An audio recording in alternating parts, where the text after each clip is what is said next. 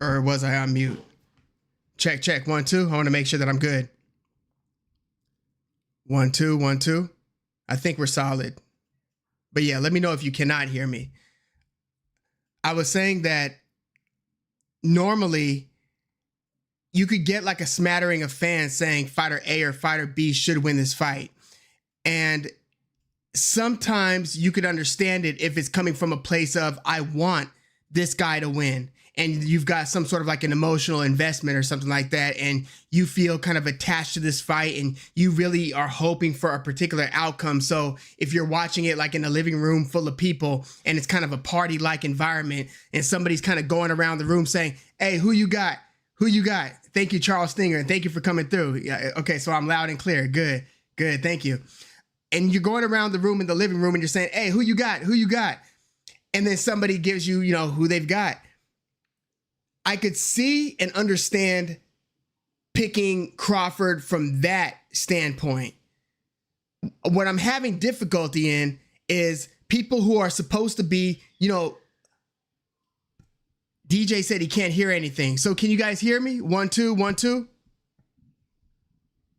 Let me know if we're good. Check, check, 1, 2. Let me know if we're solid. Okay. Thank you, Francisco Velasquez, and thank you, DJ. Thank you guys for coming through. Karma Serene is in the house. Thank you for coming through. Yeah, okay. And let me know who you guys think will win this fight in the comments, please, because I really want to hear. I want to, because look, every time we have these chats, I gather and gain a lot from your guys' commentary, and you guys inform my opinion as much as, you know, some of the fights that I see or some of the other pundits or talking heads inform my opinion. I really respect your guys' takes here. And so, I mean, call me crazy, but like when you listen to the experts, I'm almost hearing like a 50-50 opinion that Terence Crawford is gonna win this fight. And we're gonna get to the X's and O's and the style issues that each person might have and so forth, but I'm trying to envision what a Terence Crawford win would look like. Like, what does the 3rd, 4th, 5th round look like? How does Canelo get off the stool and approach the 5th round if he's having that type of difficulty? And what does the 3 minutes per round that he's having difficulty with Crawford look like? Now, I've heard proposed that the style that might work against Canelo for Crawford would be something more like what he did against Victor Postal, where you're not engaging as much. You're not on your front foot and just looking to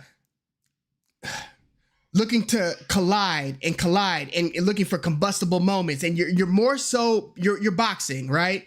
And you're moving away because you respect what the other person is bringing to the table.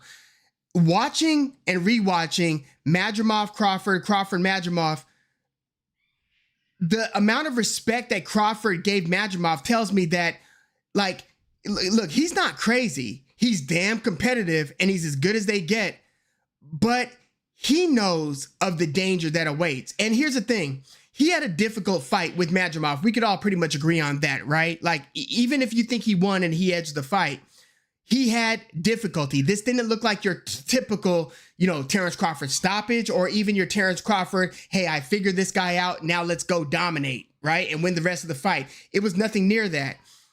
And after the fight, he looked a little bit like he got his hand raised and he didn't look satisfied with his performance. He didn't look embarrassed by it like Boots did, you know, when he fought Chukaji and Karen the second time.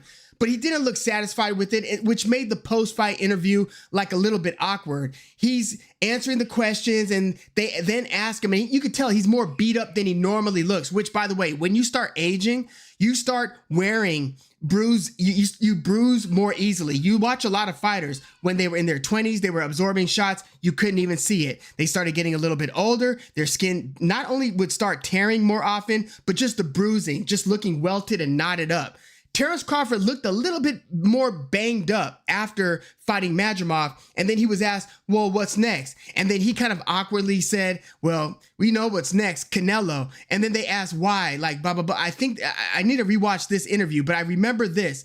They asked him and they followed up, like, why? And then he basically, in so many words, said, hey, I'm trying to get paid. That's it, it's for the money. And you couple that with his Breakfast Club interview after he beat Spence, well before he fought Madrimov, and they asked him, I think it was Charlemagne asked him, like, would you fight Canelo? And he hesitated like well, yeah. But he said, well, yeah, like he would have answered the same way if they said, would you fight Bivol or Beterbiev? If it's Terence Crawford, he's going to say, yeah. But he said it in a way where he sounded like he knew this wasn't appropriate. And then he followed that up in the same interview with, you've got weight classes for a reason. And so he knows, or he knew, that this wasn't a fight that on paper made sense. But I'm pretty convinced that because of the way I suspect his mind works, that he has somehow convinced himself that he can do this and that he can beat Canelo. And I know that, Bill Haney, Devin Haney's dad, was in his ear telling him and encouraging him, no, this is the fight for you. So maybe along the way, he has built up a confidence that he can beat Canelo. I think that is a strong possibility. I think that he might have even convinced himself of that, and that this isn't just a cash grab. It might have started off as one when he agreed to it, like, hell yeah, I'll fight for X amount of million of dollars, but then you start asking the question, well, can you win? And if you can win, how? And we're going to get to all this stuff. I'm just kind of thinking through the psyche, thinking through what is still puzzling me about why Lennox Lewis, Teddy Atlas, Sean Porter. I mean, he seemed like he was more like he had fought Bud. They had a friendship and stuff. I think that there was some of that going on. That's why I don't make too much of that. Just like I don't make too much of Andre Ward saying, Andre Ward saying Terence Crawford is like Shakur Stevenson saying Terence Crawford. They're kind of on the same team. So I don't gather too much from that. I would expect them to say it. But some of the other heads, Teddy Atlas, that one really got me. And Timothy Bradley, same thing, I believe. But I've heard a lot of people picking Terence Crawford, and it's still. I want to get to some of what you're saying right now, because I did ask you guys a question, and I want to see what you got. So Charles Stinger said Crawford by speed and precision with the jab. So we've seen Canelo struggle with guys with the jab. Austin Trout, gave him problems. I hated that scoring system where, to me, I thought Trout won 3 out of the first 4 rounds. I thought that, this fight was in Texas, and Trout, I thought, was doing great through 4 rounds. And then they said, okay, they're going to be announcing the scores every 4 rounds. And it was either Canelo 3-1 or Canelo 4-0. And I was like, damn, I thought Trout was up 3-1. I'm like, they're not giving this guy a chance. And then Trout continues to do well for like the next 4 rounds, and they read the scorecards again, and he's well down on the cards. And it's like, damn, he kind of needs a knockout. Yeah, he had to dominate Canelo to get the win here. It was one of those deals. But yeah, Canelo had trouble with Austin Trout, who's not an A+ fighter. I would say that at his best, he was a B-ish fighter. Remember, when Cotto first went to 154, he struggled and he lost to Austin Trout. Erislandy, Lara, Floyd Mayweather. Now, them two, I can't just say, since Canelo struggled with them, therefore he's going to struggle in a similar way with Crawford, because I look at Floyd and Lara as being defensive geniuses in a way, especially Floyd, in a way that Crawford isn't. Crawford is a lot of things. To me, he's not a defensive genius. A part of his defense is the threat of his offense, really. But he's not one of these guys who can stay in the pocket and with his upper body movement, with his shoulder rolls, just pick your shots off or make you miss. He's really never been that. You can look at his fight against Ricky Burns, and he's just not that. Now, when he gets going, it looks like he's great defensively because he's giving the opponent hell offensively, but he's not the guy. I look at Canelo at his best defensively as being more of a defensive genius than Terence Crawford in terms of the head movement and just being difficult to hit cleanly. Like, we've seen Canelo fight damn near everybody by now. And I mean, the guy was walking down Callum Smith, and Callum Smith couldn't hit Canelo cleanly. Daniel Jacobs, I was pulling for Daniel Jacobs, and I'm like, man, that was one of the fights. Obviously, the Golovkin fights, but that was one of the fights, the one against Jacobs, that had me saying, damn, Canelo's better than we ever thought he was. Like, over the years, Canelo has really earned my respect to that degree, and I'll keep it real with you. When I see a fighter who's positioned with their promotion and with the network in a way where you could tell that they're getting all the fights that they need to build their profile, all the big names at the right time, Kermit Cintron, Shane Mosley, Alfredo Angulo, and then they're getting these fights, and it's like, yeah, you know, they're not getting theirs from the mud. You know what I mean? They kind of have their yellow brick road paved for them. They just have to knock down these dominoes and keep it moving, you know? But the road is there. I often pull against those guys, just naturally, right? I'll still do an unbiased preview, and I rarely give you who I'm pulling for. I usually give you who I think is going to win. I'll just tell you now, in this fight, yeah, I want to see Terrence Crawford, achieve unbelievable greatness by doing something that I look at Terrence Crawford as having a very little chance of pulling this off, but I'm pulling for him. But if you ask me who I think is going to win right now, and I said this in the preview, I'm leaning Canelo via decision. I could see Canelo stopping him, but I have so much respect for Bud. I just think that even if he doesn't end up fighting a survivalist fight in the way that Jermell Charlo did, that he's still going to make it through the full 12 rounds, even if he tries to get offensive. I could see him rallying in the late rounds, but falling short of winning enough rounds to win the decision, something like that. Let's see. Thank you, Francisco Velasquez. He said, I love your breakdowns, man. I have no idea how you break these fights down without the bias. You really have an eye for picks. Where did I pick up the skill? Listening, watching. I've just been a boxing fan since I would say, I remember my earliest thoughts or memories were late 90s, like Mike Tyson, or late 80s, Mike Tyson knocking out Michael Spinks. That was one of my first boxing memories. I remember looking at the Sports Illustrated with Sugar Ray Leonard versus Marvelous Marvin Hagler. So I was alive, but I didn't know anything about, I just knew that this sport was boxing and these guys were about to fight. Then we got cable like in 93, 94. I remember seeing Camacho or Chavez Camacho. I remember seeing Oscar De La Hoya in commercials after he won the gold medal, then seeing him fight like Obakar and eventually Pernell Whitaker and stuff. I remember Chavez Whitaker. That was one of my clearest first memories, like watching the fight and looking around the room, clearly seeing who wants to win and seeing the disappointment in the decision. But Holyfield Bowe, those fights were great. But just watching the fight, reading the newspaper articles about the fighters, so you learn about who's training who left what trainer to get what the other trainer, what their backgrounds were. All of these resources that we have online are our friends. Anything from Wikipedia to BoxRec to, nowadays AI, ChatGPT, whatever. You could look up a fighter's history and find out who their lineage of trainers if you want to.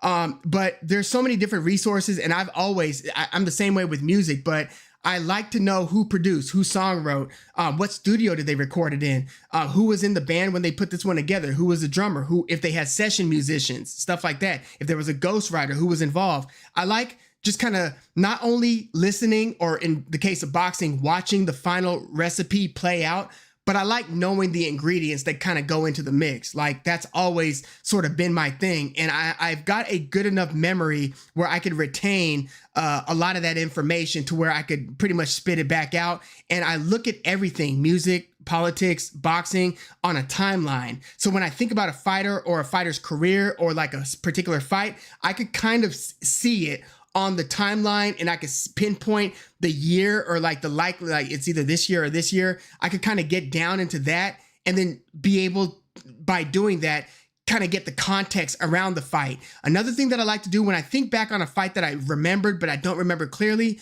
before I go into watching the fight, I like to look up what the betting odds were going in, so I know what the sentiment was, because we forget about who was supposed to win some of these fights. We just have knowledge of what happened, so that that informs our opinion and thoughts going forward. But sometimes we just discard what we were thinking before. Like in time, we might forget that Errol Spence for a long time, people thought was going to beat Terrence Crawford. I thought for a long time Spence would beat Crawford. You know, a lot of these things were, you know, it was either a 50-50 fight or when Amir Khan fought Danny Garcia, Amir Khan was on a roll. Like he was supposed to win that fight. And then he gets knocked out by Danny Garcia. Everything changes. So like context, knowing what the odds were, knowing the history of the fighters, their trainers, you know, where they're from, sometimes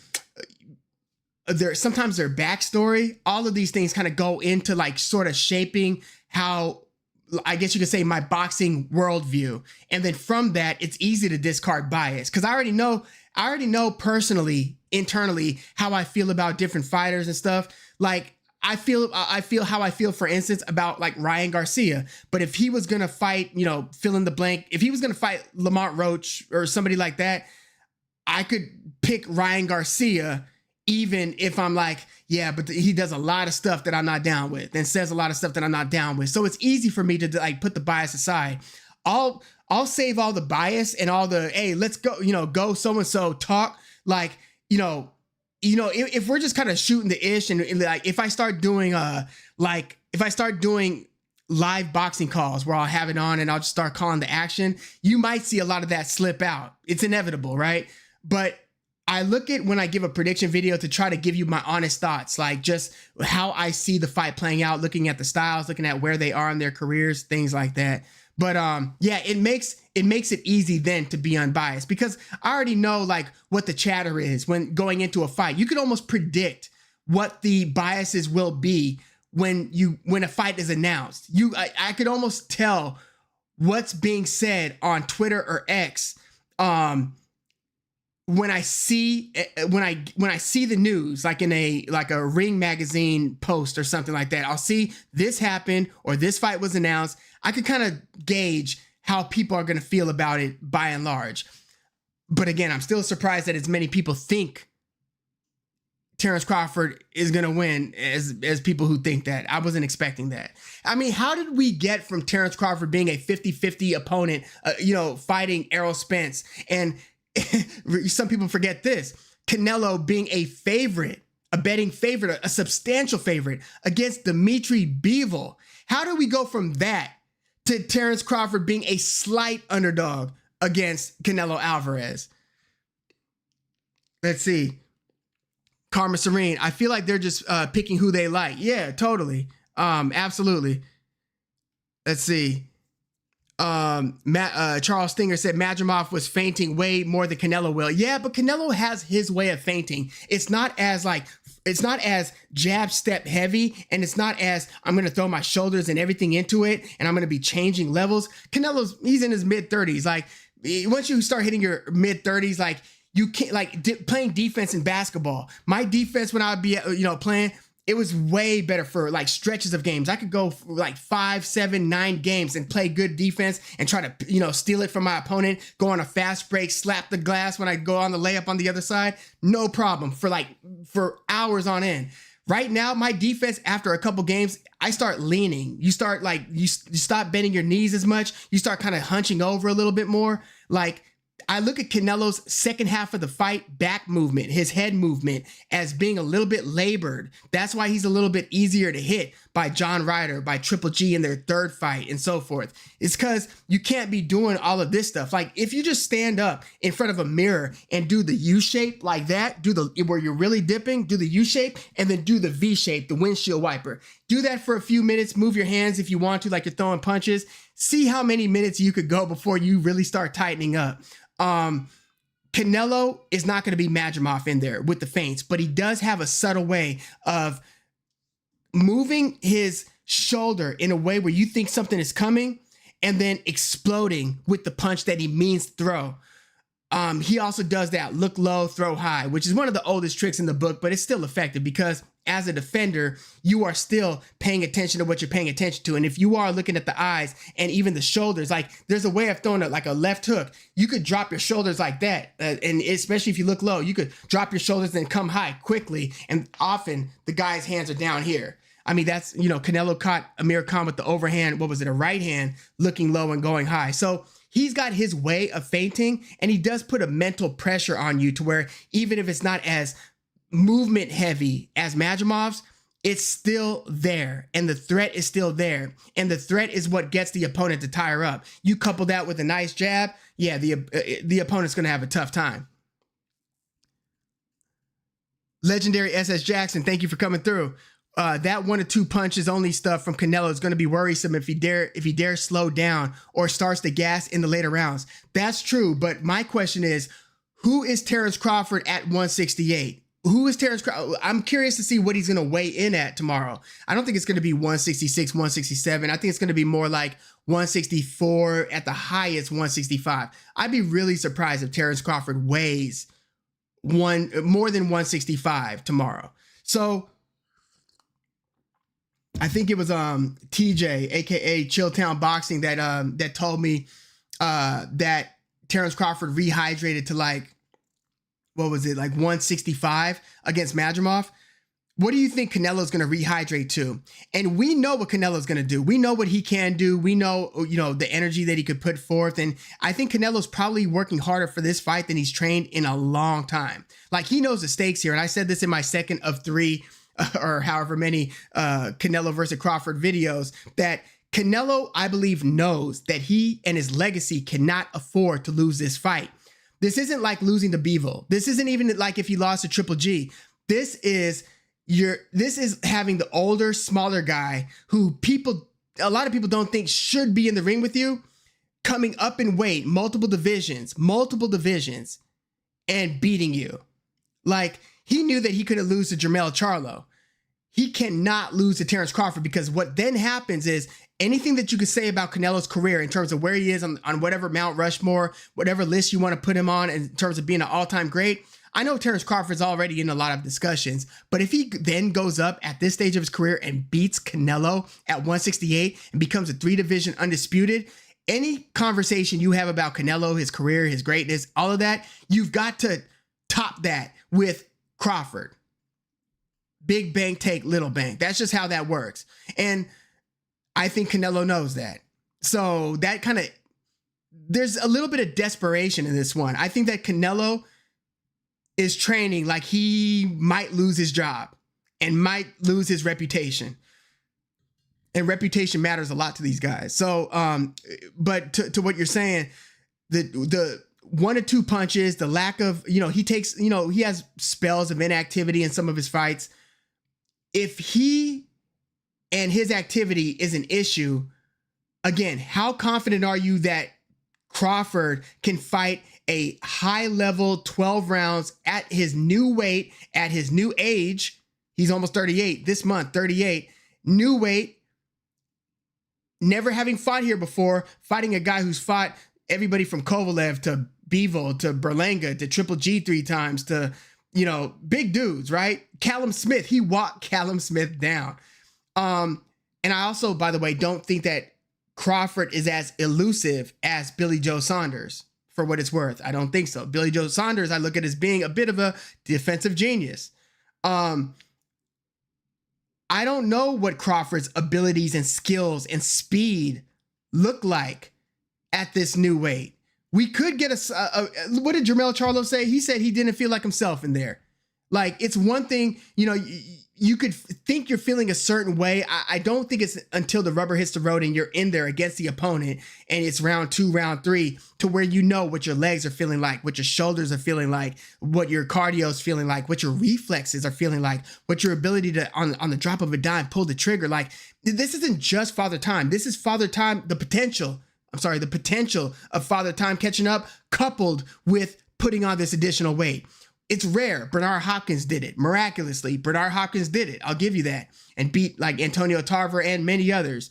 But Crawford isn't going up there and fighting Tarver. Crawford isn't Roy Jones going to heavyweight and fighting John Ruiz. This isn't like Crawford is going up and fighting like if John Ryder picked up a belt somehow and fighting John Ryder, which even if he fought John Ryder and beat John Ryder and took the belt, like Sugar Ray took Donnie Lalonde's belt at light heavyweight, it would still be super applause worthy. You just went up multiple divisions and beat a belt holder in that division. But no, Crawford isn't fighting any of those level guys. He's fighting Canelo at this new weight. So I have questions on whether the same attributes that we've been seeing Crawford carry from fight to fight to fight, if they're all still going to be as crisp, as sharp when he enters the ring and goes through these rounds with Canelo. I just don't know that. And I don't know if he knows that.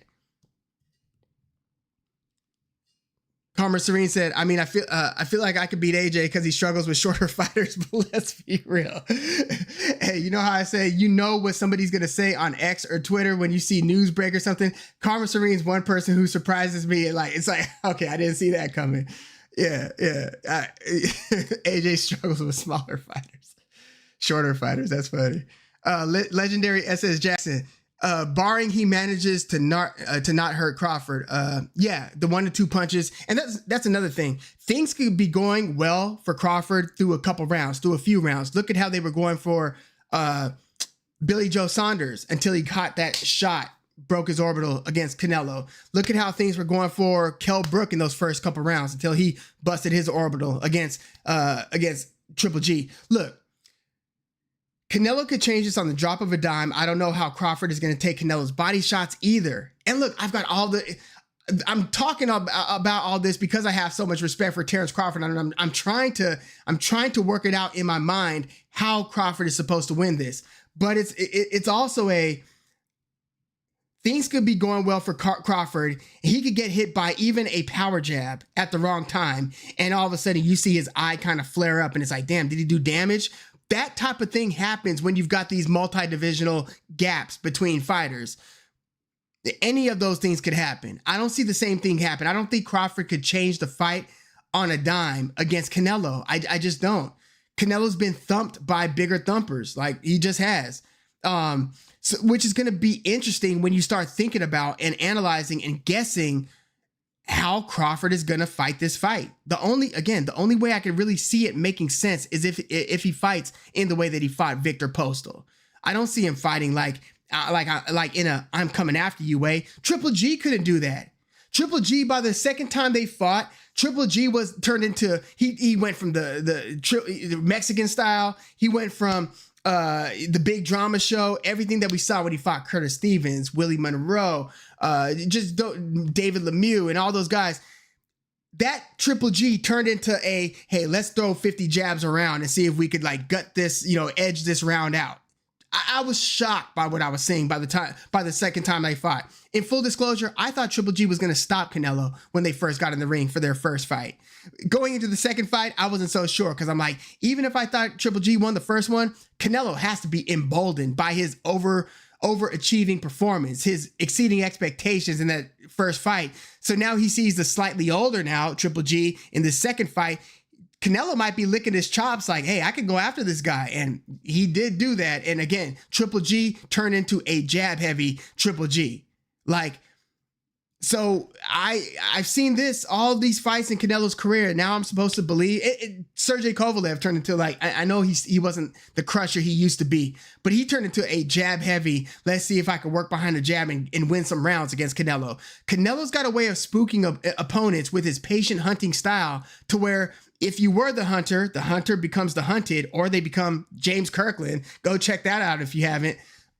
Or they turn into a different type of fighter. So I wouldn't be surprised if Terrence Crawford wisely tries to move and box with Canelo. And I don't think that he wins in that way. I just don't think the judges will give him 7 rounds if the rounds are mostly close and he's doing pretty well, but it's Canelo moving forward. And if Canelo looks like he's landing more eye-catching shots, things like that. And Canelo's got a way, so does Terrence Crawford, but Canelo's got a way of framing his punches. Some guys, they kind of waste punches and they could be doing damage, like Lester Martinez. He's a guy who could hit you with big shots, and it's not until you see the opponent's reaction to where you realize that Lester Martinez, who's going to be fighting Christian and Billy, and we'll talk a little bit about that on the undercard, Lester Martinez doesn't frame his punches in a way where when he lands, it splashes and it's eye-catching in a way that Canelo does. Speaking of in a way also frames his punches really well, where he throws it and everybody in the house just saw what happened and they saw it landed cleanly, sounded like it had some nice splash to it. and it moved the guy's head, that type of thing. Or they'll hit him and then they'll pull their hand back, showing it to the crowd like, hey, you guys saw that, right? Canelo fights in a demonstrative way where it makes it easy to give him some of those close rounds. Let's see. Mr. Boxing is in the house. Oh, you like the shirt? You F with the shirt. Beach House. Yeah. They're probably my favorite dream pop band outside of Cocteau Twins. I'd say it's Cocteau Twins, then Beach House. Yeah, I love Beach House. Specifically that Teen Dream and the Bloom album from 2010 and 2012. Oh, you said Bloom is better though. Yeah, Bloom is better than yeah, this wasn't one of their best albums. But I like Teen Dream as much as Bloom. Good call though. Legendary SS Jackson said, y'all help the algorithm and like the bro stream. Hey, yeah, like the video if you haven't. I'm the worst at saying that. Yeah, sometimes MAW is in the house and he sometimes reminds people to like the video. But yeah, please do if you haven't. I'm bad at that too. Sometimes I'll join the chat and forget to like it. Remy Ogun said, what up, Woog? You need to go on other platforms, panels, and call in. You have some awesome unbiased takes. Thank you. Yeah. You know, I've talked with chatted with Boxing Wave a few times and a couple of others. I do want to do some more cross promotional stuff and just, get on other people and also have other people on, on this channel. I've got the software and stuff. I just need to configure it in a way where it's ready to go. But I've been wanting to do that, quite frankly, for longer than a year, where we have the split screen and we just start talking shop. I want to start doing that sooner than later, actually.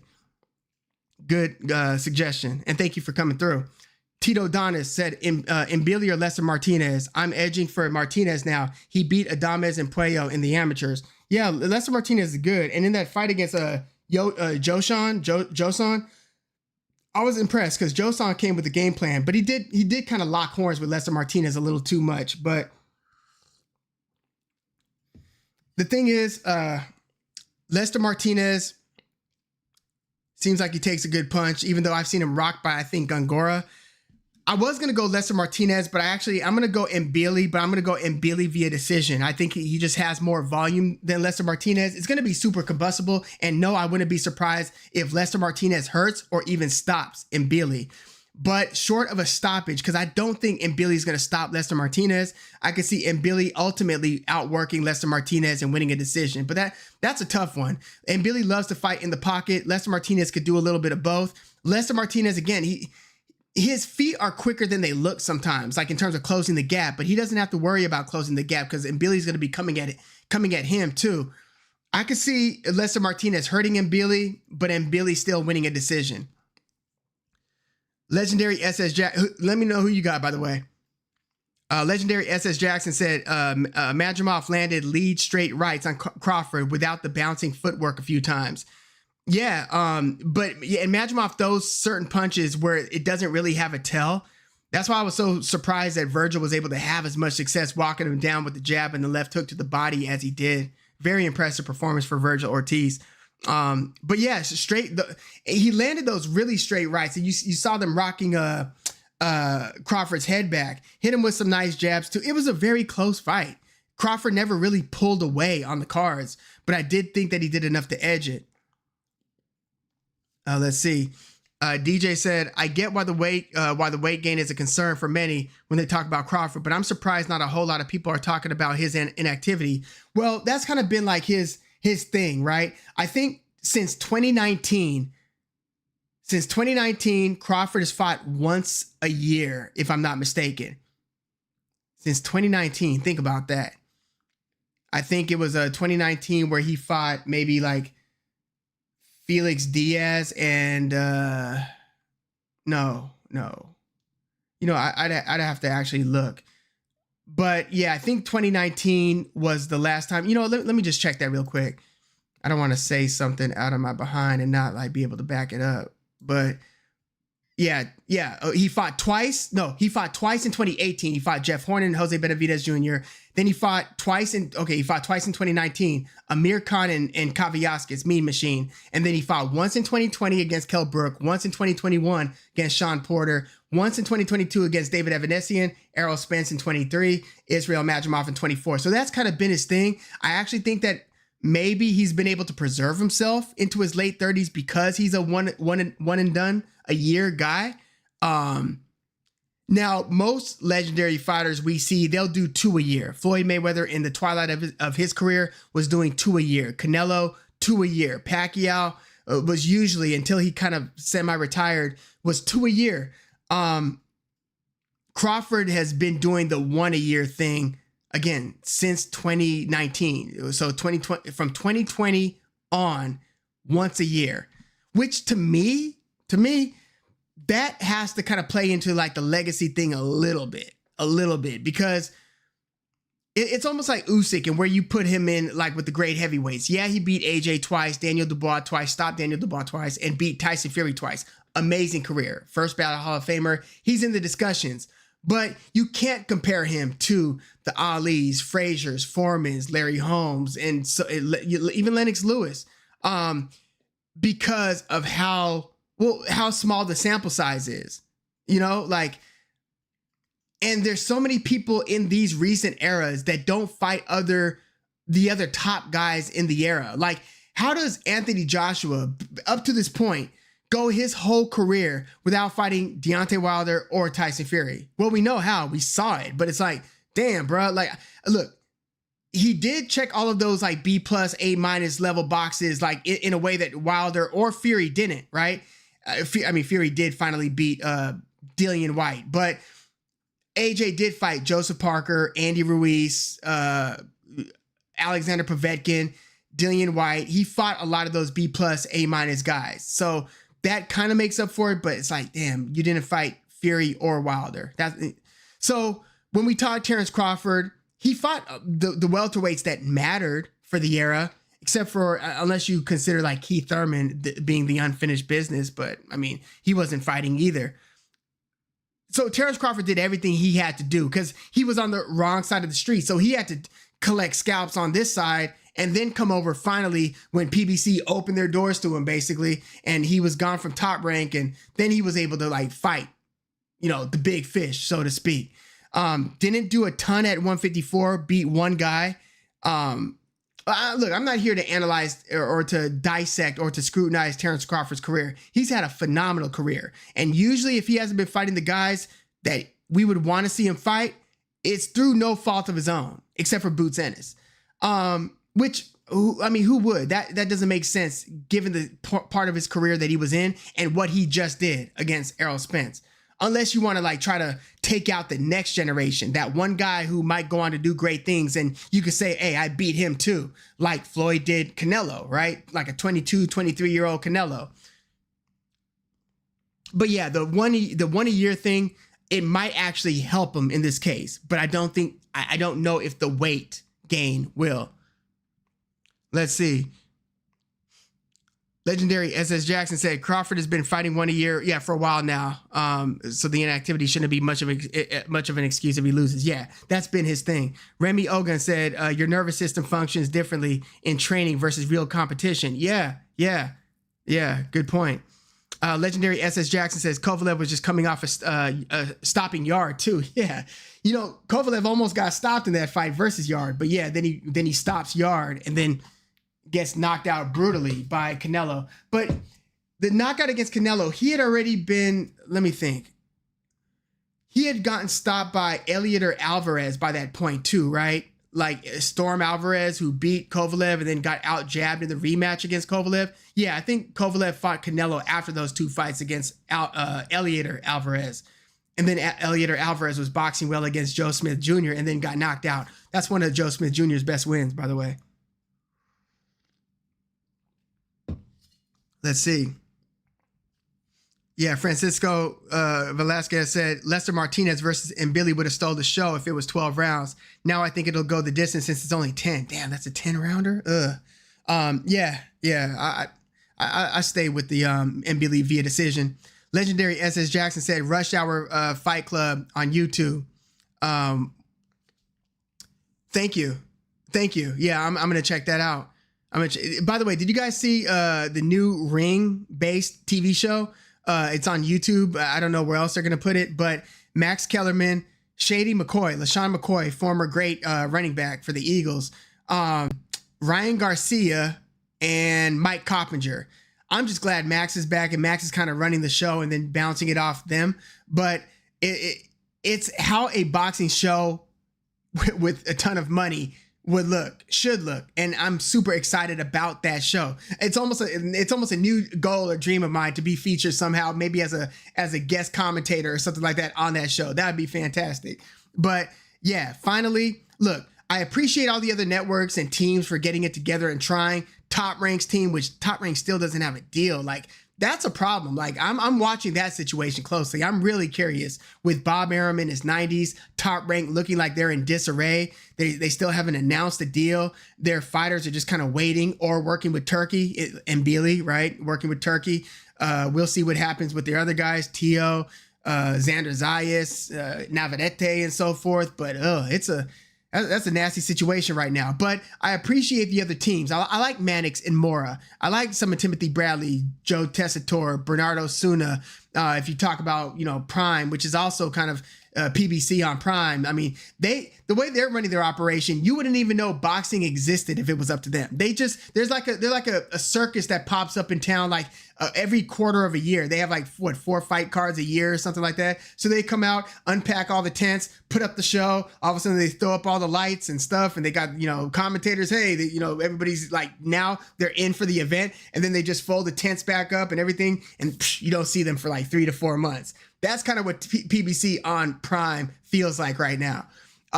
But Ring, obviously, with the influx of money, now it's going to be like TKO boxing with Dana White, and you got Sela and all of that.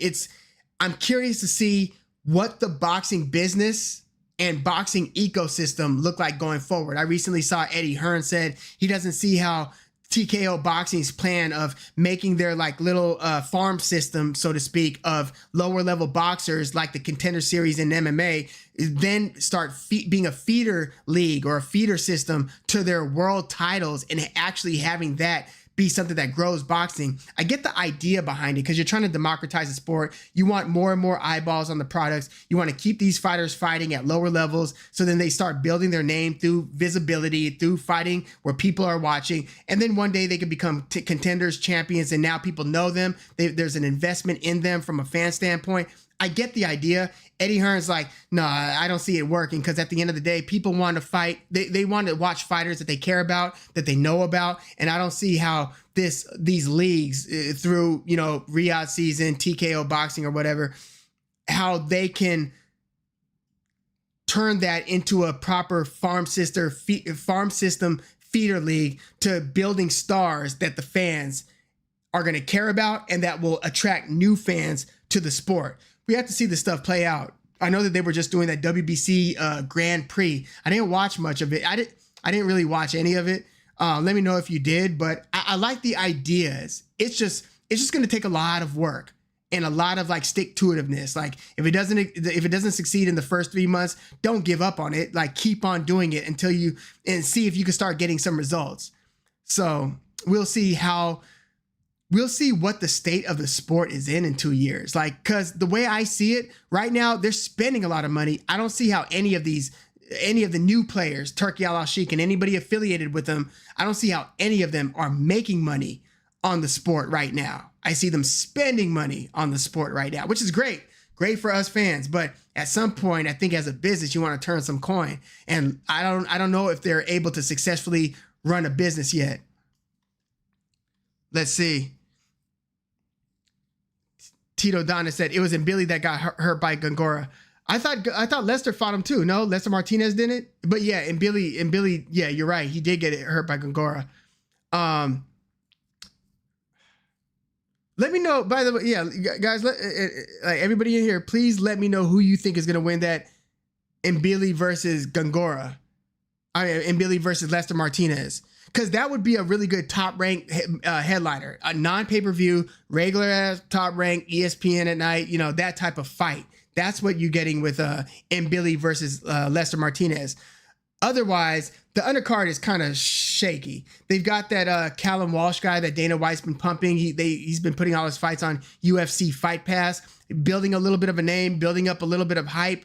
we'll see if he's the real deal. Not necessarily in this fight. He's fighting Fernando Vargas's, I guess you could say, slightly less talented son, Fernando Vargas Jr. It's not Emiliano Vargas, but I've seen Fernando Vargas Jr. look pretty good too. But so we'll see how that one plays out. But all that to say, and then they got that Sushimi guy that they've been putting on the beginning of a lot of the Riyadh season cards recently.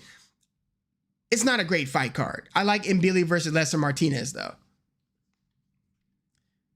Khalidin Kabata, thank you for coming through. You say Top Rank is on its way out. Really? Damn, that would be crazy. That would mean that, like, I know Don King is still in the game, but it's not what it was. But that would mean that the two biggest power brokers of the 70s and 80s, Top Rank and Don King, and into the 90s, it was, look, until Golden Boy popped up and really flexed its muscle, the biggest players in the game for decades were basically Top Rank and you had others. You had like you had other promoters, Shelly Finkel and, Gary Shaw, and you had other players, but Don King, Bob Arum, they were like the two kings, right? And if Top Rank can't get their stuff together, yeah, it could be a wrap for them. Boxing is a very unforgiving business. It chews fighters and promoters and trainers, and it chews them up and spits them out. That's why it's interesting to see that this new Riyadh season it's the money, right? We've seen a lot of people try to get in the game. 50 Cent, Jay-Z, we've seen people try to get in the game. Boxing is very high barrier to entry, and it really is. It's the apparatus of boxing is built where it protects the old guard, and it's hard to be a new entrant because it's like, who are you going to have fighting? Where are you gonna stage your shows? What network is going to take your fights? What fighters are going to fight under your banner? Like all those different things. It's hard, and you got to sustain it. I mean, PBC might be on its way out, which I know there are a lot of people hate on PBC, but me, look, I know Al Heyman's story. I've only seen a few pictures of him, like almost everybody, but I know his music background. I know about his career before he got into the boxing game. I'm just astonished by how effective that person has been since the 80s. He's the one who set up Michael Jackson's Bad Tour. Clarence Avant, one of music's biggest power brokers, movers and shakers in like the 70s, 80s, was tasked with setting up the Michael Jackson Bad Tour. He needed to find somebody who knew the logistics, knew the venues, knew the people working the venues, knew how to get the deals with the different locations and set this whole tour up. The guy he found, the guy he was recommended to, I forgot who pointed him in Al Heyman's direction, but somebody, I forgot who, pointed him in Al Heyman's direction, and the rest is history. The Michael Jackson Bad Tour is one of the most iconic music tours ever. So yeah, I just have a lot of respect for Al Heyman. Let's see. And one of my best friends had his grad school with Al Heyman's nephew, who he also had kind of working as his driver and his mentee and stuff like that. It's just interesting. And it's also interesting that you never see interviews with the guy. Like, who gets away with that in 2025? Like, who is so out of the public eye that you could hardly Google images of the person when they're this influential over a sport that's as visible as boxing, but they're just like this shadow figure. People used to think that Sam Watson, the gray-haired guy that with the two sons that you would always see in the ring in like the HBO and the Showtime days. For a long time, some people thought that was Al Heyman just because he would always be around. And it's like, well, that must be Al, who the first guy who Floyd Mayweather thanks after all of his fights, Yeah, Mark T said Al Heyman might be a myth. I wouldn't be surprised. Sounds crazy, but I wouldn't be surprised if he passed away like years ago, but they just like used the lore of Al Heyman and just kept the party going, And one of the most mysterious cats is the strangest thing. Let's see. Legendary SS Jackson said Crawford finished stronger, throwing in bunches more than Madrimov rounds 10 through 12. A repeat of that is possible. He would have to be within striking distance of the scorecards, though, to finish strong in the 10 through 12 and be able to pull it off. Like, I could see Crawford. Crawford isn't a super fast starter. Neither is Canelo. Neither are a lot of the greats, except for Manny Pacquiao and some others. Mike Tyson, right? But Floyd Mayweather wasn't a great starter. A lot of these guys who are very cerebral like to figure things out. Juan Manuel Marquez, slow starter. But I could see Crawford having a few rounds where it's like where you'd really have to kind of stretch to give one or more rounds to Bud. I could see Canelo like winning like 4 out of the first 6. So if Crawford's down 4-2 after 6, there are a lot of variables. And again, the thing that I here's another thing: their chins, their necks. Like, we know the punches that Canelo could take. I've seen Crawford wobbled by a featherweight like Gamboa in a way that I've never seen Canelo wobbled by Triple G in 24 rounds versus near prime Triple G, toe to toe with the guy. Kovalev, Callum Smith. Again, I'm not going to go down the list again, but he's fought all these thumpers. You know, Miguel Cotto, Shane Mosley. I know Mosley was old, but he's fought a ton of guys, and he's got hit by a bunch of these guys. Dimitri Bivol. You'd have to go to when he fought Miguel Cotto's brother, Angel Cotto, to see Canelo a little bit pretty shaky legged. He's been fighting guys way bigger than anybody Crawford has fought, and I haven't seen him rocked like I've seen Crawford rocked by Mean Machine Kavaliauskas.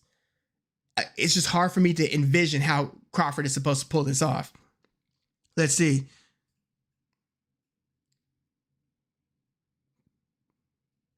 Rob, what's up? Do you guys really believe, DJ said, do you guys really believe that Crawford is having shoulder problems, or are these just rumors? I think they're just rumors. It might be revealed later on that he has an actual shoulder problem, but I think all these fighters have certain issues, but it would just be weird if he does have a shoulder problem and then he starts talking about it like he did, what was it, yesterday, when he's like, yeah, both my shoulder. Which one is it? Both. Yeah, I got a shoulder problem. Like, I would just be surprised if he's just like that deadpan about it, if it was really a concern or an injury.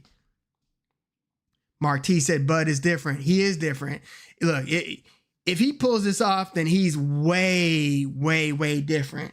Because look, here's another thing. This isn't like the young lion killing the old, taking out the old. This isn't that. This isn't like, Rocky Marciano taking out Joe Louis. You know what I mean? I know that's like a really, really old example, but we've got newer examples than that. But this isn't some young buck storming the gates and taking out the Hall of Famer. This isn't that. This is a smaller, older Hall of Famer, maybe fresher, but a smaller, older Hall of Famer taking out a guy multiple divisions up. And I do this in a lot of these videos building up to this fight, but you go down the list on when people were trying it in recent memory. How did it work out for Brook against Triple G, Kell Brook? How did it work out for Amir Khan versus Canelo? How did it work out for Mikey Garcia versus Errol Spence? How did it work out for Guillermo Rigondeaux versus Vasily Lomachenko? How did it work out for Jermell Charlo versus Canelo? How did it most recently work out? A lot better, Conor Benn against Chris Eubank Jr. You know what I'm saying? Like, it's just the odds are so stacked against him to where even if Canelo is where you should be placing the bet, quite frankly. If I was going to bet on this fight, which I won't, because like I don't want to spoil how I feel about the fight. I don't want my bet to influence who I'm pulling for. So I'm just going to come into this one kind of pure money aside, none of that. But Canelo going off at like a minus 160 is crazy. It's crazy to me. He should be more like a 270, minus 275, minus 300. That to me would be more appropriate. Yeah, Remy Ogun, exactly. Canelo ain't different. That's another thing. Like, people are dressing this up like it's the highly skilled and highly IQ'd Terrence Crawford against the bigger brute Canelo. It's like, have you not been watching Canelo his whole career, right? Like, Canelo is an amazing fighter. He fought 2 even fights with near prime Triple G. Who does that? Canelo's been amazing. Like, he was standing in the pocket against Daniel Jacobs. Daniel Jacobs is trying to touch him with a jab, and Canelo's upper body movement is here, here, here, here. Like, it became abundantly clear, like, as you watch Canelo fight over fight, like, man, this guy isn't just a thumper, but he's like such a sharp, precise puncher. And yes, he's become less voluminous over the years as he's gotten older, but man, he's not wasting anything. He makes almost everything count. But yeah, Canelo is very different. Don't be careful when you downplay Canelo's arsenal, his ability, like all of the elements of Canelo Alvarez. Like, this isn't the skilled guy versus the bigger guy. This isn't that. And if like, you know, and then you've got the things that you can't teach, that you can't coach, like chin, neck. Like, Canelo is like built to take punches. You can't say, like, somebody could be the most skilled guy in the world. They could be the fastest, hardest hitting, whatever. Like, if your chin, neck, shoulders, all this isn't built to absorb shots, your greatness, it's going to be capped because you're going to get your head flown. You know, that's just how it goes. And I've been watching Canelo his whole career damn near, and he hasn't gotten his head flown yet. Like, I've yet to see the fight where he's sitting on his butt because somebody just put him there. Like, Khalidin Kabata said, regarding Mbili, I'm biased. Being from Compton, California, and Billy from Canada, and Billy is not like us. He not like us. Yeah. So you're from Compton. One of my best friends. I go over to his house a lot, and and I used to go over to his mom's house a lot, and his aunt's house on 130th, off of the. I'm just gonna talk a little Compton for a sec. Off the 105 freeway. You know, exit, you could exit Wilmington, Central, but it's basically like El Segundo. Grandy is another one, Compton Avenue, basically, like around that area. They call it Willowbrook. Willowbrook is a little unincorporated zone with, I'm sure you're familiar with it, within Compton. That's the part of Compton I'm most familiar with. I know there's the whole area with Dominguez. I know there's also North Compton, which I'm not as familiar with. There's also the Compton that borders Long Beach. I lived in Long Beach the past 5 years, but yeah, Compton's in the house. Mark T said, Canelo looks cut. I think he will be about 5 pounds less than his recent fight night weights. Wow. Here's another thing. I wouldn't be surprised if when they get in the ring, I know, Crawford's been looking swole. They in the face off, it's like, well, there's not that big of a size gap. I think that when they are in the ring together, you will see Canelo looking like the bigger guy, looking like he's got the bigger back. And if Canelo doesn't look like the bigger guy, it might be because Crawford looks a little bit softer around the midsection than he usually does. To me, that's the only way he could kind of close that what I'm looking at size gap. Otherwise, I could see Canelo looking like he's like the slightly bigger guy. Nicholas, thank you for coming through. You had asked me before, did I see the Piers Morgan interview with Bud and Canelo? A lot of great questions we've never heard them ask before. No, but I'm going to check that out. Yeah, I didn't know they had a Piers Morgan. Good for them. Man, Turkey and them are at work, man. Like, they're promoting. This is what boxing, if it was like a major sport in the States, that's what it would look like. I know Piers Morgan's British, but, just if boxing, I just hope that the potential that they bring to the table with all this money, I hope that it eventually does grow the sport, because when boxing is a mainstream sport, it's a pretty beautiful thing. But yeah, I do want to check that out, because I'd be curious what they did ask that hasn't been really bandied about before. Nicholas also said, I think there's a ton of value to bet on a draw. Canelo winning the first half and Bud taking over to finish stronger than Canelo. Yeah. And there's always great value in the draw, especially if you look at the fight as being ultra, ultra competitive. I remember Carcino, the online boxing dude, used to talk a lot of boxing, talks less boxing, talks more music now. But I think he actually bet on a draw for Canelo Triple G1 and won that bet. I think Boxing Wave recently hit on a big draw outcome. I can't remember the fight, but I remember he was doing a live and he celebrated like hell when he won, when they announced that it was a draw. Hollywood Jimenez, thank you for coming through. There are many insiders that are saying Canelo still has a love and energy for the sport of boxing. They say he shows up to training with a lot of joy and energy. That seems like a good thing. Yeah, good thing. Maybe bad news for Crawford. Look, Crawford, I'm sure, trains, his approach to the sport is different than 99% of the people in the sport. So is Canelo's. Like, Canelo seems, and it has always struck me as that Kobe Bryant type, first to hit the gym, last to leave, But I think that that's Crawford too. I think that that's why Crawford inspires the Shakur Stevensons and so forth. But yeah, if you didn't hear already, I'm going with Canelo via decision. That's where I'm going with this one. I can't wait for this fight. There's just so much mystery, so much intrigue. And even when I think about the outcomes that I'm expecting to see happen, I still have to see it.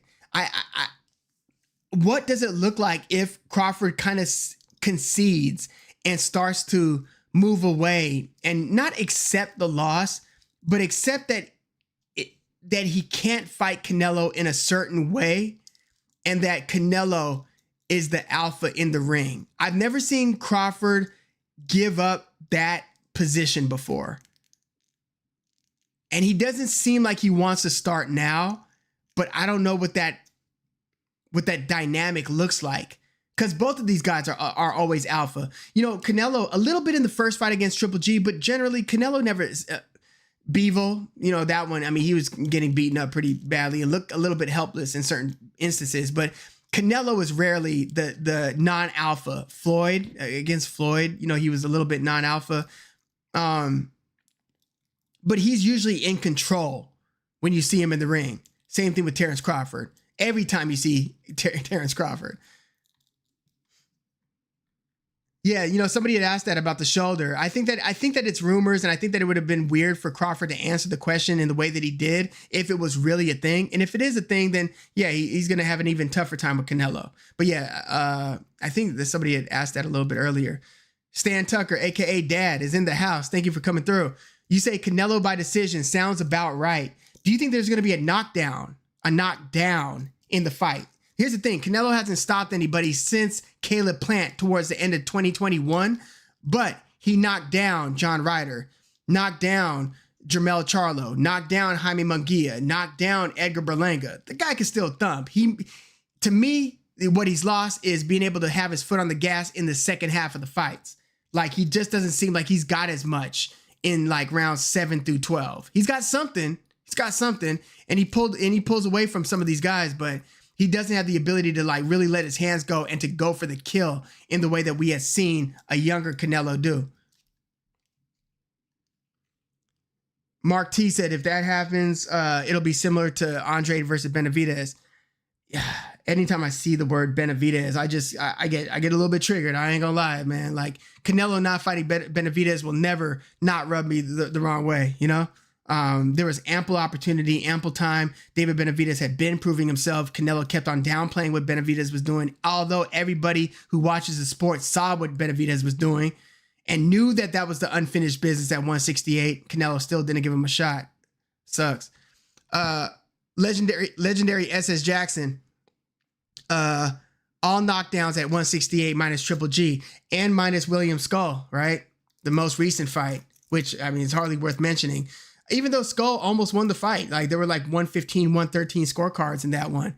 But I cannot imagine Crawford moving like William Skull. What happens, like, you know, Canelo likes to feint, and then kind of like throw like a, you know, flick a jab, or not flick a jab, pump a jab, move, feint, get in position, start to work you a little bit closer to the ropes. Canelo isn't as good in the middle of the ring as he used to be. Now he more relies on getting the guy closer to the ropes where there's a little less real estate to wiggle your way out of. Canelo used to be able to fight you the whole fight, like in the center of the ring. But it would always end up with Canelo backing his opponent up because he would dominate the center of the ring to where he's pushing the guy back. But what happens if he starts, you know, moving in on Crawford, cutting the ring off, and really going to Crawford's body? Like, how much could Crawford avoid those especially the lefts, to the body? And what are Crawford's counters going to look like? And is he going to just throw 1 or 2 punches? Is he going to be willing to sit in the pocket? That's another thing. I don't think Crawford could be willing to sit in the pocket too much against this guy. Really. Mark T said, I predict a knockdown within 4 rounds. Damn. Legendary SS Jackson said, oh, damn, I swear. Yeah, everybody keeps forgetting about the skull fight. We try hard to forget about the skull fight. Hollywood Jimenez, in the beginning, when the fight was first announced, I thought Crawford might win. But now that we are getting closer to fight night, I'm favoring Canelo. I wonder why.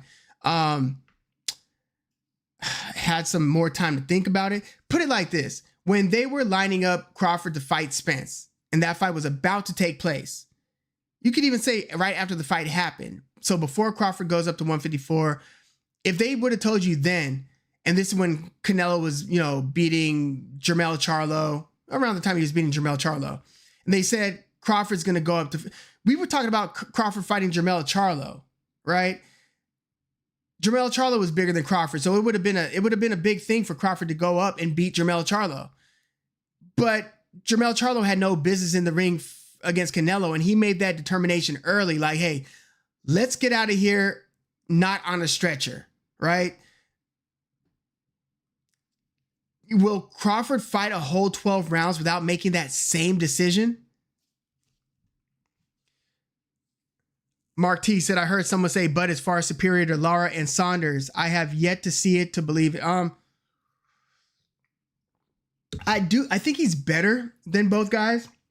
I think both guys are, especially Saunders, was better defensively than Crawford. Crawford had more offense than both guys. Easily had more offense. But I don't know if Crawford went to 154 or even 160 if he would, if he beats Lara. I don't know if Crawford at 154 or even 160 beats Billy Joe Saunders at those weights. I don't know. I don't know. The guy beat Madrimov in a very, very close fight. I don't know if Madrimov would have beaten Saunders at 154. Dad said, yeah, I think Canelo goes down, but Bub, you think Canelo's going to get dropped? Are you serious? If Canelo gets dropped, the whole boxing world's jaw will drop, with it. Canelo gets dropped, and then what? And then Canelo gets up and wins the rounds after that? If Canelo gets put on his butt by Crawford, my God. It almost doesn't matter what Crawford does after that. Legendary Ezra Jackson said, if Canelo goes down, it'll be for that from that lead right, the lead right to jab combo, the lead right to jab combo. Oh, lead with the right as the backhand to jab, or are you talking about throwing a swivel punch on top of a backhand left? So if he's in southpaw, he hits him with the left and throws like he knocked Spence down, I think the first time, where he goes like, ha, then he puts the lead right hand on top of that. Also, do you think that Crawford is going to start this fight in southpaw? Because I feel like Victor Valdez, thank you for coming through. He said Crawford by KO. Are you serious? Wow.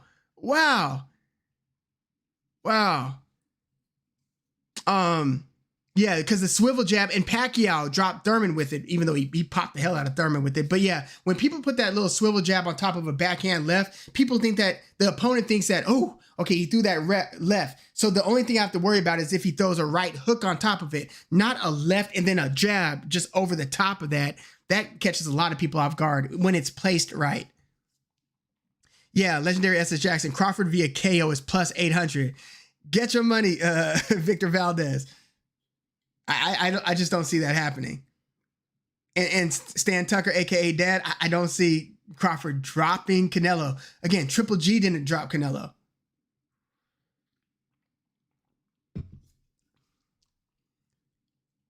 Canelo will get tired, and if Crawford catches him, he might finish him. But Canelo got tired against Jaime Munguia and Edgar Berlanga and Dimitri Bivol, right? Do they hit harder than Crawford? Munguia, Bivol, Berlanga, Triple G? Canelo got tired against all those guys.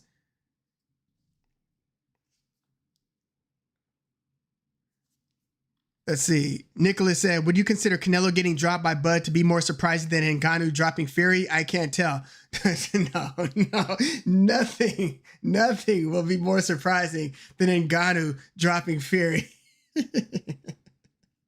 No way. Bud knocking Canelo out of the ring unconscious. Bud doing to Canelo what AJ did to Ngannou wouldn't be as shocking as Ngannou dropping Fury. And that's knowing how hard Ngannou hits. It was just Ngannou dropping Fury with boxing gloves on in a boxing fight. Billy Tucker, aka my brother, what's up, man? Thank you for coming through. I hope I can work out coming over and watching the fight over there. If all breaks well and goes well, I'll be watching the fight at Billy Tucker's. Maybe not harder, but it might be likely Crawford hits Canelo with something Canelo doesn't see coming. You know, that's possible. I mean, it's the one that you don't see, right? Yeah, you know, Canelo sees a lot. That would be something else. Look, when Canelo's at his worst, when he's really getting it put on him and he can't do much about it, he just puts up the high guard, starts shaking his head and waving the guy in like he did against Dimitri Bivol. Bivol was putting together 5 to 7 punch combinations. But I mean, what does that look like? Does Crawford step around and hit him? Is Canelo going to be so slow-footed that Crawford could step here or throw a punch and then move and then be right here and Canelo's here? Like, Canelo might not have the fastest feet, but Canelo, he's not Frankenstein in there, you know? By the way, that Manny Pacquiao would do that to a lot of people. He dropped Mosley doing that, like moving around and like Mosley being here, looking here, and Pacquiao's already here. He did the same thing with when he dropped Miguel Cotto the second time. Legendary SS Jackson said Canelo just can't resort to lunging in. Yeah, he's not a lunger though, right? He explodes, but he's got his feet under him. He's got his construct. He's moving. He's kind of like here. He's like pressuring you, doing like little feints. But when he explodes, it's so sudden. It's like just one punch, like psh, psh, with the jab, and then he brings it back, hook to the body. Psh. So it's like you really got to thread the needle if you're gonna try to punch with Canelo and have it work out for you. You've really got to. You got to beat the quarterback throwing it right there at that time where there's just that slight opening and you hit the guy right in stride, right between the DBs. Like you've got it, which in fairness, that is one of Crawford's superpowers. It is, but this is Canelo that he's fighting. I just think that Canelo's got a lot of defensive intelligence. Legendary SS Jackson said, can't forget about the head movement Canelo could break out into. Yeah, and he does it in moments, though, right? I don't see him doing it for as long as he did it against Daniel Jacobs. I feel like he's got first half of the fight head movement, basically. And then he starts like, again, I think his lower back starts tightening up and he becomes a little bit easier to hit. And you've seen it, you know, in a lot of his recent fights. John Ryder, Triple G3, you know. Munguia actually had more first half success. But yeah. Dimitri Bivol. Oh yeah, SS. He'll lunge if he feels that he can't hit his target. Yeah, that's true. I mean, what if he gets frustrated enough to where he gets out of character a little bit and starts lunging? Yeah, that possible. But I mean, Crawford at this bigger weight will have to do some perfect moving to stay away and to stay away in a way where he's winning enough rounds to where Canelo feels the need to lunge. Like moving away itself won't stress Canelo out and make him think that he's losing. You've got to like move and hit Canelo too. That's the problem. Like you got to do both. You got to put some offense behind the movement. And at this weight, at nearly 38, can Crawford still do that? Lee Van is in the house. Thank you for coming through. You said, what's up, y'all? Sad I missed a live. Yeah, it's going to be up there, man. Yeah, thank you for coming through. As always. Glad you made it, you know, when you made it, though. I want your thoughts on this fight, please. And let me know if there's any comment, because I do plan to go back to those 3 videos and respond to all the comments that I haven't yet. Hollywood Jimenez said, Canelo just seems so unbothered. He doesn't seem nervous at all. I wonder if Canelo and his team see something in Crawford like that the rest of us are not seeing. I mean, they're probably seeing that Crawford doesn't have a great chin. Can we just say that? Like, he doesn't have a great chin. He might have a good chin. I just think there's also like a comfort of having been in the war with the beast, been in the ring with all the beasts that he's been in there with. Again, what would Crawford versus Callum Smith look like right now? Like, how would that go? Do you guys think that Crawford beats the 6'3" power punching Callum Smith, who's coming off of beating up or winning a close fight against Joshua Buatsi? Does Crawford beat Callum Smith?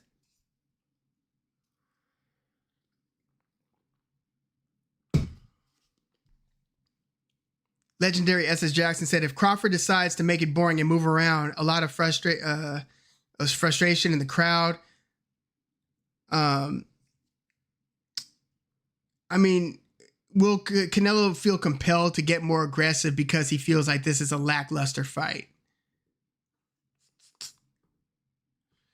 It depends how the rounds are going. If he's winning the rounds, I think that he could just coast and just win those rounds and then tell everybody after the fight, I wanted to make this a war. I wanted to do this and that, but you can't make the opponent fight you. I could see him saying that and not going for broke if he's still winning the rounds and, Crawford's moving and the crowd is frustrated. But yeah, we're going to wrap this up in a sec, guys. I want to thank you guys for coming through. By the way, one fight that they made that I was happy that they did make was Joseph Parker versus Fabio Wardley. Stan Tucker says, you don't think Bud Crawford takes Callum Smith. Does Terrence Crawford beat... I don't know. I almost feel like looking at common opponents between them is almost like a exercise in futility. Because the truth is, Canelo is a small 168, which is a part of why he's been so amazing for the last few years. When did he? I know he fought Rocky Fielding a long time ago, but when did he go to 168 and stay there? It was after he beat Daniel Jacobs, then he had the long 2020 without fighting, and then at the end of 2020 fought Callum Smith. From then on, he's been at 168 or 175, right? So since the end of 2020, for the last 5 years, Canelo, with the exception of against Crawford and with the exception of being against Jermell Charlo, has been fighting guys bigger than him. Well, there's also the Triple G fight, which was at 168, and Triple G was a middleweight, but Triple G was bigger than Canelo. But yeah, he's been fighting big dudes. Like, does Terrence Crawford beat Edgar Berlanga? I would like to think yes, but Terrence Crawford isn't the 6'3", 6'4" Hamza Shiraz. Does Crawford beat Jaime Munguia? Again, Crawford barely beat Madrimov. And none of this is to downplay Crawford's career. I want to reiterate that. Like, all the respect. Like, the guy is one of the greats of the era. He's been a pound for pound top 2, 3. You could have him anywhere from 1 to 2 or 3. I wouldn't put him any lower than 2. I wouldn't, with all respect to Naoya Inoue, I wouldn't put Naoya Inoue over Crawford. Even the only argument you can make is that Naoya Inoue fights at least like twice a year, and Crawford's been fighting once a year for the past 5 years. That's the only argument against Crawford you can make in terms of where he is 1 through 3. But he's in that 1 through 3 and has been for years now. But he struggled with Madrimov, and he's coming up from basically. I still look at Crawford as being a 147 guy. You know what I mean? I saw the one fight at 154. I'm not convinced that Crawford beats these guys at 154. I don't know if Crawford beats, Virgil Ortiz, Boots Ennis. Does he beat Xander Zayas? I think so. Sure. But does he beat? He should beat like the Erickson Lubins, right, at 154. Murtazaliev, Tim Tszyu. Does Crawford beat Sebastian Fundora? So it's not like he ran the table at 154 and established himself as like a true 154-pound wrecking ball, and now he's going up 2 divisions. That's why I'm kind of looking at this fight like a 3-division jump. I know I've been naming a bunch of 2-division jump instances. That's because we don't have 3-division jumps. We can't think of it. The closest I could think of is Rigondeaux versus Lomachenko, or when Amir Khan, think about this, when Amir Khan fought Canelo, Amir Khan, who was at his best at 140, fought a lot at 147, but had his best days at 140. Amir Khan fought Canelo at middleweight. That feels kind of criminal, if you ask me. But yeah, I don't know how Bud does against the top 5 to 7 guys at 154. So I am kind of looking at this as a 3-division jump for Terrence Crawford. Yeah, I was just thinking about that. When I said Crawford versus Fundora, a part of me was thinking, well, how does Fundora versus Canelo go? Like, so yeah, thanks for pointing that out, Hollywood Jimenez. Let's see. Mark T said, I think Canelo's 11-0 at 168. Yeah, he's been killing it. Legendary SS Jackson said Bivol would beat Crawford in under 6 rounds. Damn. We're gonna go there. I don't know if he stops. I wasn't gonna say he stopped Crawford. Bivol isn't like a stopping machine, but I mean maybe. Bivol's been in there with some beasts too. Like, I mean, not only did he beat Better Beef, but he's beaten Joe Smith when Joe Smith was like at his most dangerous Joe Smith, who knocked, stopped Bernard Hopkins and Storm Alvarez and, beat Jesse Hart and others. Knocked out Andres Fanfara in the first round. That was like his breakthrough moment. I didn't know I was going to be talking this much Joe Smith in this video. Legendary SS Jackson said, if I recall right, SR, Sugar Ray Leonard had a couple of unsanctioned middleweight fights in the gym with judges and a ref before facing Hagler. Interesting. Legendary SS Jackson said Fundora versus Murtazaliev before anything. Who's Murtazaliev about to fight? Josh Kelly. Hey, I'll say this. Don't be surprised if Josh Kelly beats Murtazaliev. I know Josh Kelly's lost at David Avanesian, but I think he's got a style, slickness-wise, where he could win some rounds against Murtazaliev. And if he doesn't get hurt, he might surprise a lot of people against Bakram. Josh Kelly. I'm not sleeping on his chances. Let's see. Jay Foreman is in the house. Thank you for coming through. Yeah, I agree. It is kind of a 3-division jump. It's technically 2, but it's functionally, in my view, 3. Let's see. Before we go, I just want to say I like that they announced. You think Josh Kelly's going to get dinged up? Wish him the best of luck, though. Yeah, he had a rough time against David Avanesian, but he also received that cut, and then he looked like he just wasn't having a good time in there. David Avanesian stays low, throws these overhand bombs and stuff, which Murtazaliev also throws like really looping wide shots sometimes. So maybe Josh Kelly suffers a similar fate. But again, I wouldn't be surprised if he's able to outbox Murtazaliev, at least for a good chunk of that fight. But yeah, before we go, Joseph Parker versus, first of all, I'm about to drop the Inoue versus MJ Akhmadaliev video either late tonight or early tomorrow. But yeah, remember, I don't think that even has a network since Top Rank is functionally out right now. So Inoue is not going to fight there, but I guess you would have to stream it somehow. But Inoue is about to have his second most to Stephen Fulton, basically fighting the next best guy in the division at 122, MJ Akhmadaliev, who had that one setback against Marlon Tapales, but has had 3 knockout wins since, and has basically been the guy since Naoya Inoue destroyed Stephen Fulton, who people want to see Inoue fight at 122. Others want to see him fight at 126. I kind of look at 122 as being his kind of almost a tipping point where that's his physical ceiling. I think that he might run into some big trouble at 126. I look at Inoue at 122 similarly to how I look at Vasily Lomachenko at 135, where you're still the champ. Yeah, you're still beating just about all these guys before Lomachenko picked up a couple of losses, but you're still beating these guys, but you're not just blowing through them in the way that you used to. Yes, Inoue is still knocking all of his opponents out in this division. So there is that, but he's gotten dropped in 2 out of his last 4 fights. So in terms of punch absorption, Inoue at 122, I look at, you might not want to proceed past that. But yeah, he's going to be fighting MJ Akhmadaliev basically at like 4 a.m. the night after Canelo versus Crawford, if I'm not mistaken. But I do like that they announced Joseph Parker versus Fabio Wardley. It's just, man, Parker's such a soldier, man. He's just down. He just he must really like to fight. He's fighting Fabio Wardley after Wardley knocked out Justice Hooney, after Hooney was outboxing and badly outboxing Fabio Wardley. Wardley pulled out like a minor miracle with that knockout of Hooney. And I don't know if it's like a Joseph Parker kind of like avenging the loss of his fellow Polynesian brethren, Hooney, But yeah, Joseph Parker, instead of just waiting for Alexander Usyk to decide what he's going to do, is going to get in there and he's going to be against Fabio Wardley. My earliest thoughts is that Joseph Parker's too good for Fabio Wardley. Like, Fabio Wardley fought to a draw with Frazier Clark before the rematch, knocking Frazier Clark out in the first round. Fabio Wardley is one of the hardest punchers in the heavyweight division.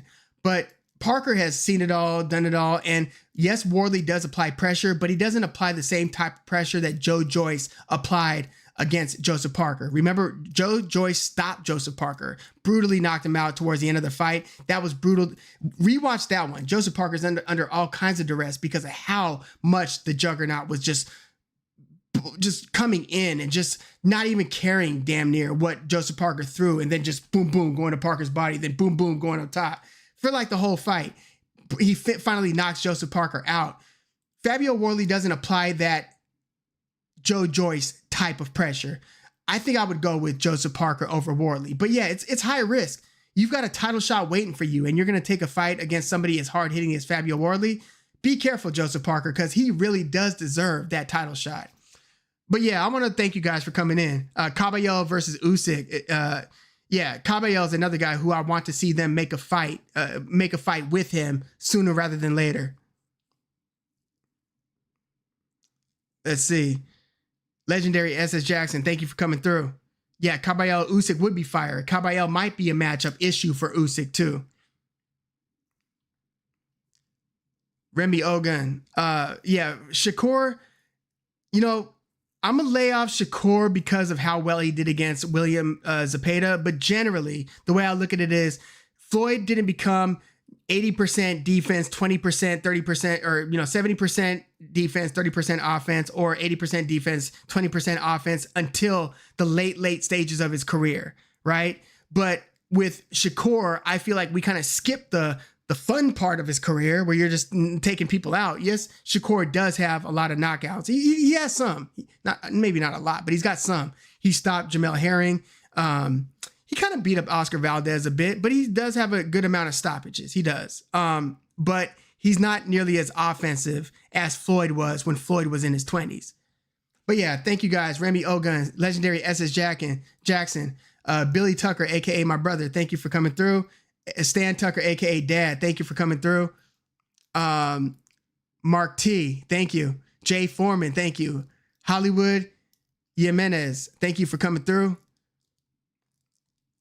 Yeah, Victor Valdez, Nicholas, Karma Serene.